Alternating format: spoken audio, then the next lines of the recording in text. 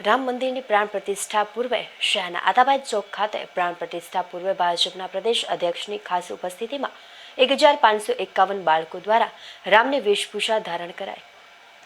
સમગ્ર દેશમાં ઉત્સાહના માહોલ સાથે અયોધ્યા ખાતે રામ જન્મભૂમિ પર રામ મંદિરના પ્રાણ પ્રતિષ્ઠા મહોત્સવ અંતર્ગત ઉજવણી થઈ રહી છે। ત્યારે 22 જાન્યુઆરીના રોજ થનાર ઉત્સવ અંતર્ગત આજ ભાવનગર ખાતે ભારતીય જનતા પાર્ટી શહેર સંગઠન દ્વારા શહેરના આતાબાદ ચોક ખાતે ભવ્ય રામોત્સવનું આયોજન કરવામાં આવ્યું હતું। આ કાર્યક્રમનું અનેરું મહત્વ 1551 બાળકો ખાસ આકર્ષણનું કેન્દ્ર બન્યા હતા। નગર પ્રાથમિક શિક્ષણ સમિતિ સંચાલિત શાળાઓના 1551 વિદ્યાર્થીઓ ભગવાન શ્રી રામચંદ્રની વેશભૂષા સાથે એક મંચ પર એકઠા થયા હતા અને એક સાથે 1551 રામચંદ્ર બનેલા બાળકોની ઉપસ્થિતિને વર્લ્ડ રેકોર્ડમાં સ્થાન પ્રાપ્ત થયું હતું। ભારતીય જનતા પાર્ટી શહેર સંગઠન દ્વારા આયોજિત આ કાર્યક્રમમાં ભારતીય જનતા પાર્ટીના ગુજરાત પ્રદેશ અધ્યક્ષ CR પાટીલ ખાસ કાર્યક્રમમાં હાજરી આપવા ઉપસ્થિત રહ્યા હતા અને રામ જન્મભૂમિ રામ મંદિરની પ્રાણ પ્રતિષ્ઠા મહોત્સવમાં સર્વ સનાતન હિન્દુ ધર્મના લોકોને જોડાવા અનુરોધ કર્યો હતો। દેશના વડાપ્રધાન નરેન્દ્ર મોદીની અધ્યક્ષતામાં યોજાનાર પ્રાણ પ્રતિષ્ઠા મહોત્સવ અંતર્ગત સમગ્ર દેશમાં ભવ્ય ઉત્સવની ઉજવણી કરવામાં આવી રહી છે। ત્યારે ભાવનગરમાં યોજાયેલા રામોત્સવને ખૂબ જ અનેરો અને અનોખો કાર્યક્રમ પ્રદેશ અધ્યક્ષ દ્વારા ગણાવવામાં આવ્યો હતો, જે કાર્યક્રમ બદલ તમામ બાળકોને તેમજ ભાવનાવાસીઓને શુભેચ્છાઓ પાઠવી હતી।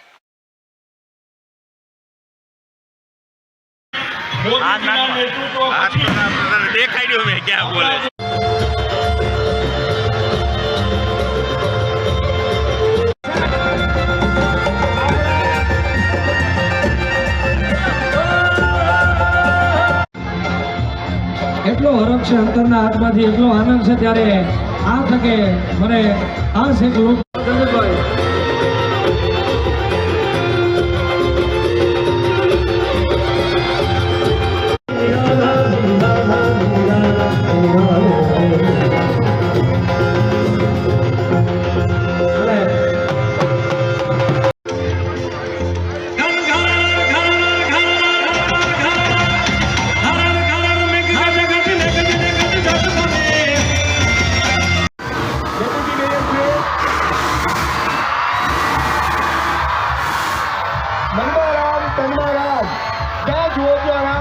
રામ ઉત્સવના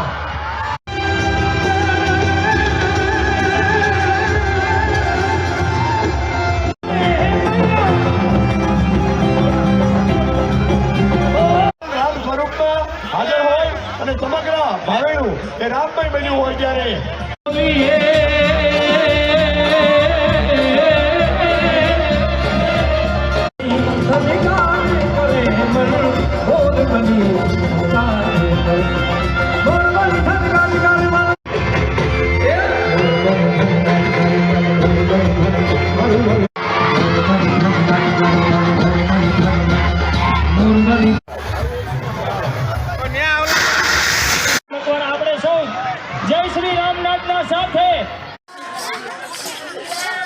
જો બચ્યા હોય સાહેબ તો આપણી સંસ્કૃતિ, આપણો વારસો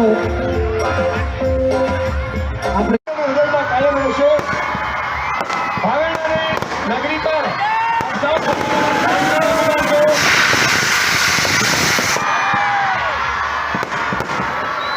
ભાવનગરમાં નાગરિક હોવાનો મને ગર્વ છે અને આ તમામ સમિતિનો ભારતીય જનતા પાર્ટીનો ખૂબ ખૂબ આભાર માનું છું કે આ તકે આવતીકાલે ભગવાન શ્રી રામચંદ્ર ભગવાન પોતાના નિજ મંદિરમાં બિરાજમાન થવાના છે। અજવાળાને આવકારીએ। આ આનંદ ઉમળકાનો અવસર મજાનો છે। ચાલો દોસ્ત, આ અવસર આપણા હૈયાના હરખનો છે। સંગે બોલીએ મનને થાય આરામ, સૌ સંગે બોલીએ જય સિયારામ, જય સિયારામ। અમારી રથને આટલો ધીમો ધીમો જય જય શ્રી રામ।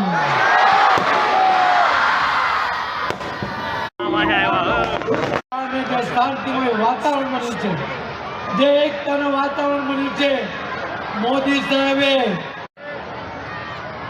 આખો દેશ રામમય બની ગયો છે કે આવતીકાલે તો કોઈ અવ્યવસ્થા ન થાય, એટલા માટે ફક્ત 6000 લોકોને આમંત્રણ આપ્યું છે.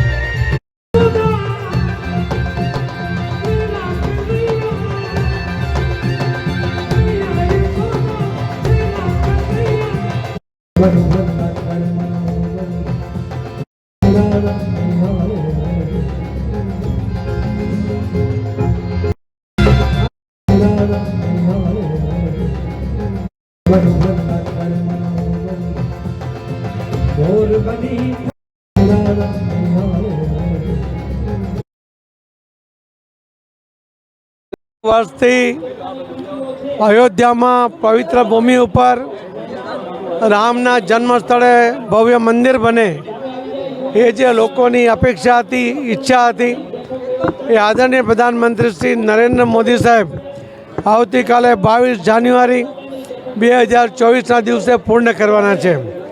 ભગવાન રામ જન્મભૂમિ પર ભવ્યાતિ ભવ્ય મંદિર નિર્માણ કરીને બાળ સ્વરૂપ ભગવાન રામલલાના મૂર્તિની પ્રાણ પ્રતિષ્ઠા કાર્ય કરવાના છે. આખા દેશની ઈચ્છા, આખા દેશની અપેક્ષા એ પૂર્ણ થવાને કારણે આખો દેશ હિલોળે ચડ્યો છે, આખું ગુજરાત હિલોળે ચડ્યું છે અને ભાવનગર તો આ હિલોળે ચડવામાં પરાકાષ્ઠા પર છે. આજે 1551 બાળ સ્વરૂપ રામલલાને એમને જે અહીં એમને સજાવટ કરી છે, એમને જે વેશ પરિધાન કરાવ્યો છે, એ રીતે એમણે આખા દેશને અને ગુજરાતને એક મેસેજ આપ્યો છે. બધાને ખૂબ ખૂબ અભિનંદન.